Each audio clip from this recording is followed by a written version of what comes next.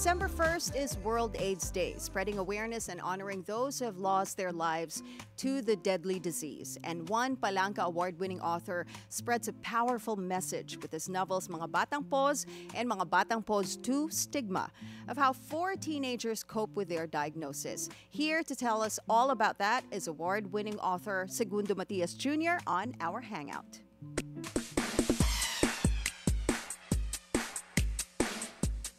Welcome to the show, Sir June. Beautiful day to you. Maraming salamat sa pag-imbita. Ako maraming salamat po for being here live. Alam ko po mahirap gumising ng maaga, lalo na ngayon, December, malamig.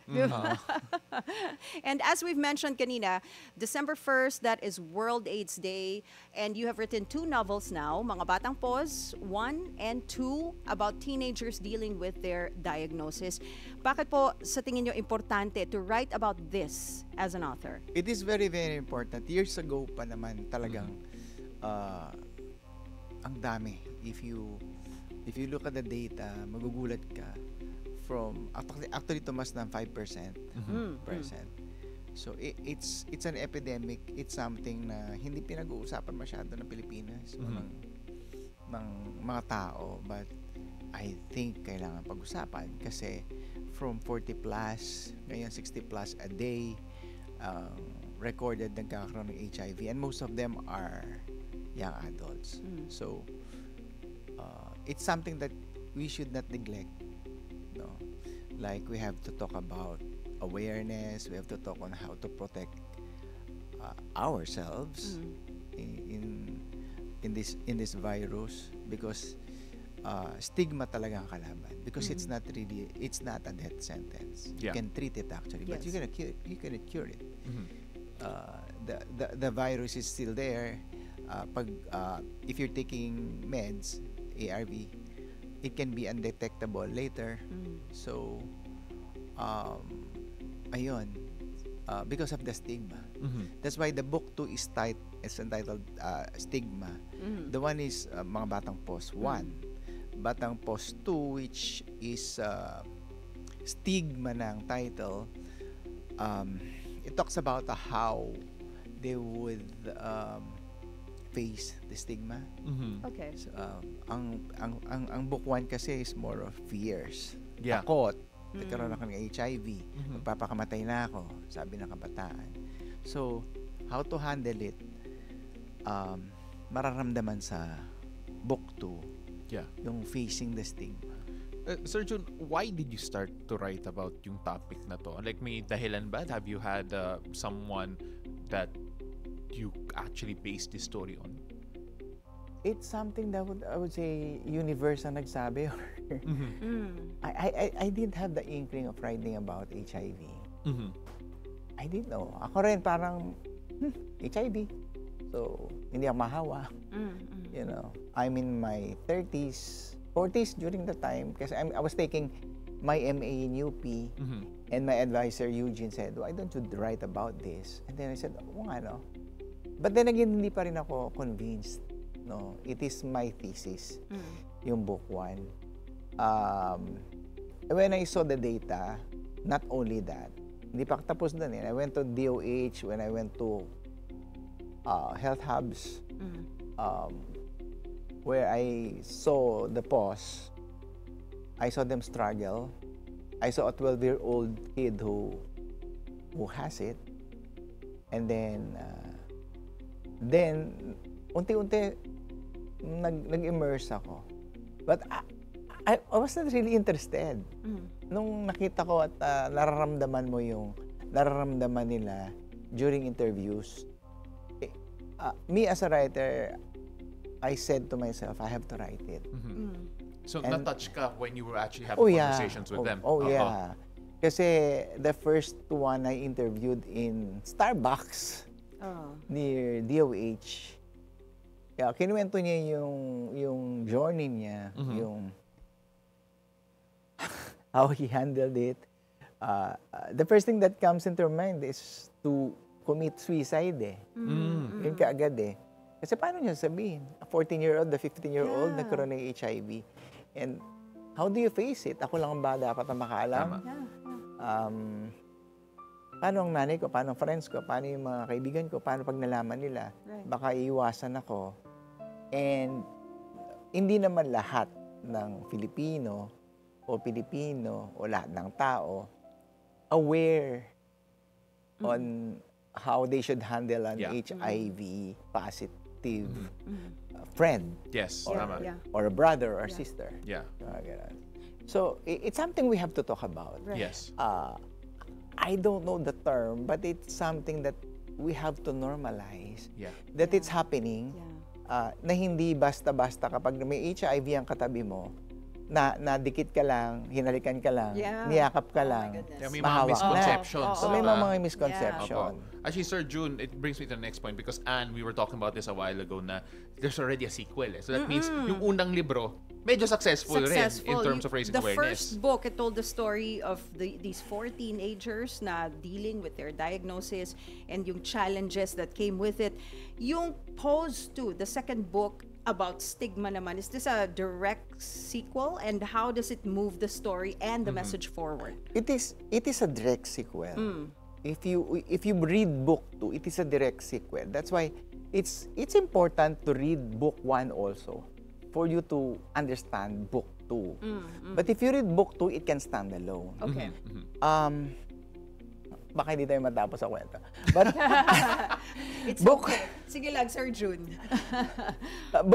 book 1 kasi, it started with 4 teenagers. During the defense, it's they were 4 teenagers. One of them is female, was female. So, and I took it out.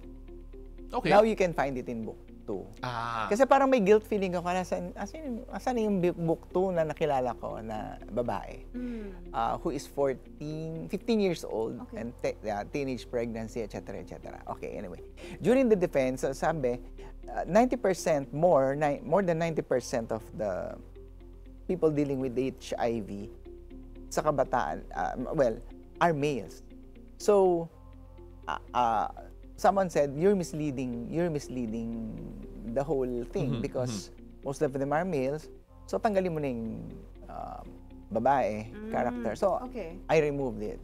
So, niretain ko yung 4. Lahat sila lalaki. Yeah. Okay. So that's why pag may nagbabash sa akin, nakikita ko, but it's not all LGBT, ganyan. Bakit puro lalaki yung book 2? Now you can find it in book 2. Yeah, Kaya So, binalik mo hindi yung ko girl binalik So, ko. may girls sa I- book 2 na. This is the Okay. answer to your question. Oo. I didn't answer the questions. I just ignored it. Okay. Okay. Yeah. You know, it's so interesting din kasi napakabigat yung story na to and we all know that. And don't worry, sir, this is not a thesis defense. Ha? When we look at the... It's okay. Yeah, I It's know. okay. I know you're Ready ready. to defend Alam ko it, ready ka. actually. Okay. Alam ko ready ka. But then, it's interesting because yung previous work mo actually involves children's books, fables, myths, other topics, and then may shift ka dito, which is still educational in so many ways because if I'm not mistaken, yung unang libro niyo po, actually a lot of schools ordered it, right? So how does that tie up all together? Do you feel that as heavy as this topic is, it still falls under the realm of siguro educating a younger audience? Well, I'm the type of person who, kahit ano, basta for children, for everyone, okay sa akin. So even if it's this ganito katapang, from mga alamat, kwentong nanay to everyone, tapos biglang, the first time I wrote it, naisip ko yung sinabi mo. Yeah. Okay?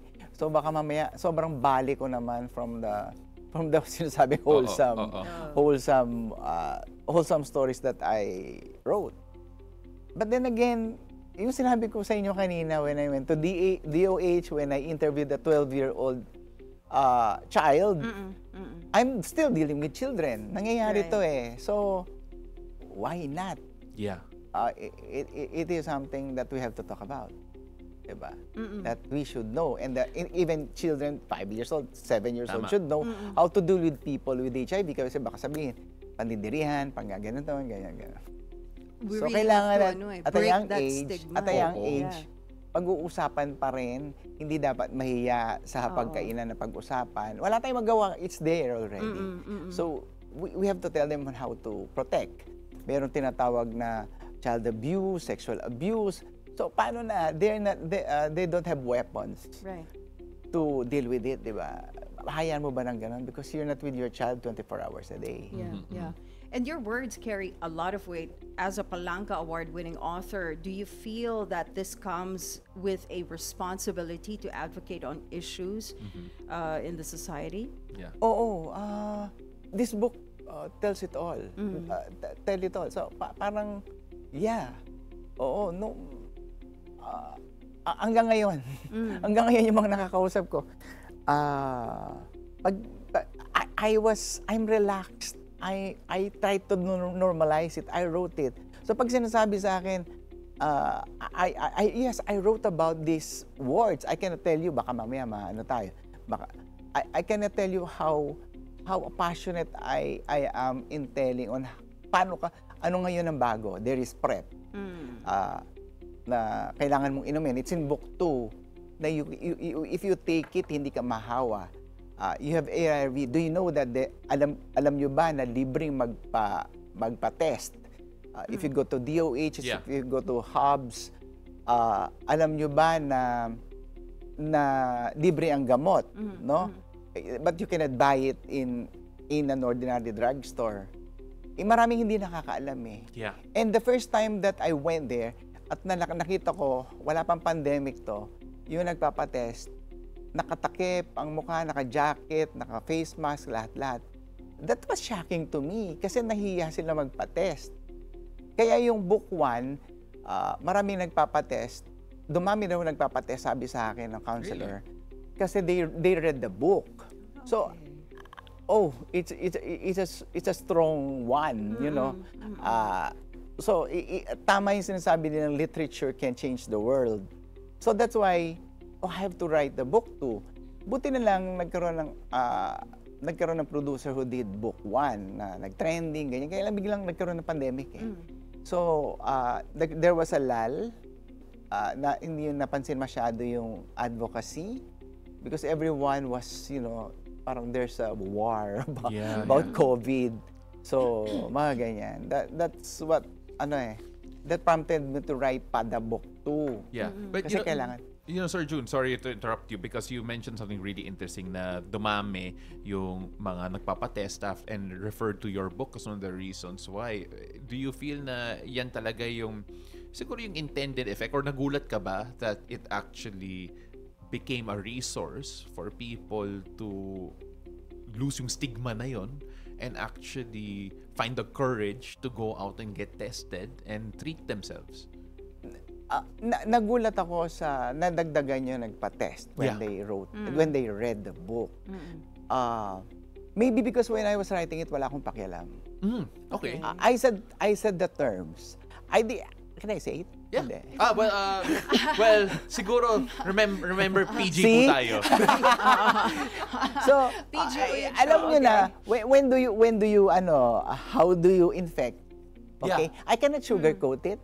Yeah. I cannot say pumasok yung ganito sa likod. Yeah. I cannot say na nagkakaroon ka don't worry, hindi ako safe siya. I cannot don't worry, I don't say it. Baka maano kayo. I cannot say yung liquid daw pag pumasok ang likidong ganito. Why will I there are lots of liquid things, you know. Kailangan ko sabihin yung term. So you were straight up. Of course. I have to do it kasi habang sinusulat ko paano niya malalaman kung paano. In book 2 nandun directly drugs. Yes. In book 2. In book 1, no mention about na pwede kang mahawa sa drugs. So nag-explore ka pa of different ways, yes. Right? So nag-expand ka pa. Yeah, nag-expand ako in such a way. In book 2, the one that I encountered a teenage girl who had it. He got it from, you know, drugs. So sa book 2, siya yung nagkukwento siya yung thread. So habang dumadalo yung book 2, the 4 of the previous characters in book 1, kinukwento niya yung sarili niya. That's how I did the device of Melody na teenage pregnancy rin ang topic. That's also another one. Ang daming teenage pregnancies. And ayun. So nandito na siya. melody is there already. The girl. Sir June, we're running out of time, but if you could speak directly to our viewers this morning, what's your message to the youth, especially those who might be closeted or afraid, currently dealing with HIV? If you could have, one message for them before we go. Oh, a lot. Let's live normally. Hindi ibig sabihin that HIV is already the end of the world. It's not a death sentence. It's just the stigma that's killing you. Or us. As I've said, may libreng gamot, etc. You have to be aware and sa tahanan natin, pag-usapan natin openly. Pag hindi mo ginawa yon, and yung pagiging conservative natin, if you don't talk about to your children, ay, huwag mong pag-usapan, ay, huwag mong basahin yan, don't do that. Huwag kang bumili ng sa mga convenience store. Can I say it? Yeah, no, I mean, like, basically, be safe, right? Yung safety measures na ganyan, kailangan dala-dala mo lagi yun. Yeah. The PrEP, educate yourself. Yes. Right. On how to protect yourself. Otherwise, 500%, umakyat tayong bigla, lalo na yung mga kabataan. I'm worried about that. Yeah. Diba? So, pag wala kang sandata on how to protect yourself, it's hard. Yeah. It's hard to avoid. You may not have a life. That's my message. Aside from reading the book. Of course. In the book, nandun na yung medicines. Sinabi ko na libre. Sinabi ko na may PrEP. Sinabi ko na kung paano talaga mag-ingat. Yeah. Yeah. Well, Sir June, we're excited for this to also become a hit. Yung second book, no, the first one was a good success. And for those who are interested in purchasing it, where can they do so? It's at online bookstores. It's there. As much as possible, gusto namin talagang maging accessible to everyone. Actually, schools are ordering. When they people from, let's say, as far as Palawan, nakikita ko nagpo-post when they read book 1, pinipitch ko. It's important because we have to advocate health. Right. Diba? It's health. So, yes. Sir June, we have to wrap things up. I'm so sorry. Wish you could speak a bit longer. And I know we're talking about a heavy topic, but we want to end on a light note with this usual question that we always ask our guests before ending the interview. Our show is called Beautiful Day. So, Sir June, what makes your day beautiful? It's always beautiful. Pag nakikita ko yung mga anak mo, it's beautiful. It's wala akong hinahanap eh. Kasi kumbaga pag nagiging mapaghanap ka, nagkakaproblema ka lang, diba? So kung anong nandyan, it's beautiful. Pinagyayaman ko kung anong nandyan. So kasi pag naghahanap ka, that's when the problem begins. Nanonood ba yung mga anak mo today? Oo. Hello, mga anak, I love you. Maliliit pa na sila. Okay. I love you. And it's for everything I do, this book, it's for them. Okay. My family and my partner, Richard. That's the positive end that we wanted today. Maraming salamat, sir. Thank you so much for joining us today. Kalanka Award-winning author Segundo Matias Jr. Ladies and gentlemen, thank you, Sir June. Thank you.